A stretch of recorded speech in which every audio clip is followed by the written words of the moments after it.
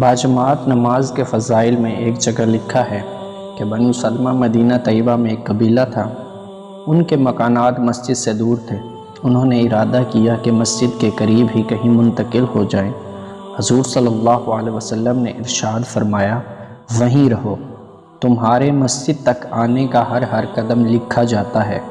ایک اور حدیث میں آیا ہے کہ جو شخص گھر سے وضو کر کے نماز کو جائے وہ ایسا ہے جیسا کہ گھر سے احرام باندھ کر حج کو جائے۔ اس کے بعد حضور صلی اللہ علیہ وسلم ایک اور فضیلت کی طرف ارشاد فرماتے ہیں کہ جب نماز پڑھ چکا تو اس کے بعد جب تک مصلی پر رہے فرشتے مغفرت اور رحمت کی دعا کرتے رہتے ہیں۔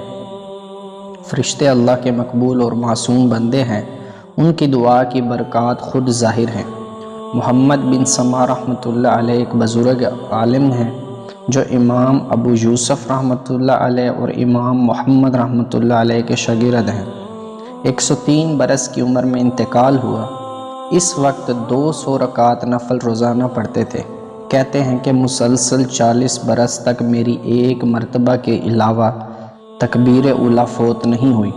صرف ایک مرتبہ جس دن میری والدہ کا انتقال ہوا، اس کی مشغولی کی وجہ سے تکبیر اولیٰ فوت ہو گئی تھی۔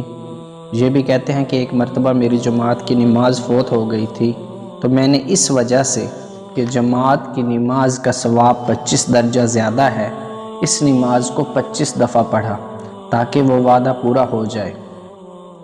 تو خواب میں دیکھا کہ ایک شخص کہتا ہے کہ محمد 25 دفعہ نماز تو پڑھ لی، مگر ملائکہ کی آمین کا کیا ہوگا؟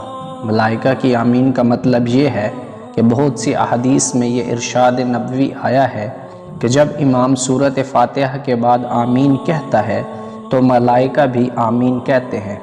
جس شخص کی آمین ملائکہ کی آمین کے ساتھ ہو جاتی ہے، اس کے پچھلے سب گناہ معاف ہو جاتے ہیں۔ تو خواب میں اس حدیث کی طرف اشارہ ہے۔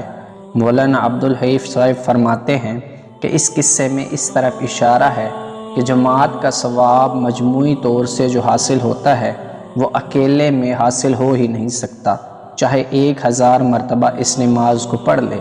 اور یہ ظاہر بات ہے کہ ایک آدمی کی موافقت ہی صرف نہیں بلکہ مجمع کی شرکت، نماز سے فراغت کے بعد ملائکہ کی دعا جس کا اس حدیث میں ذکر ہے، ان کے علاوہ اور بہت سی خصوصیات ہیں جو جماعت ہی میں پائی جاتی ہیں۔ ایک ضروری امر یہ بھی قابل لحاظ ہے، علماء نے لکھا ہے کہ فرشتوں کی اس دعا کا مستحق جب ہی ہوگا جب نماز بھی ہو، اور اگر ایسے ہی پڑھی کہ پرانے کپڑے کی طرح لپیٹ کر منہ پر مار دی گئی تو پھر فرشتوں کی دعا کا مستحق نہیں ہوتا۔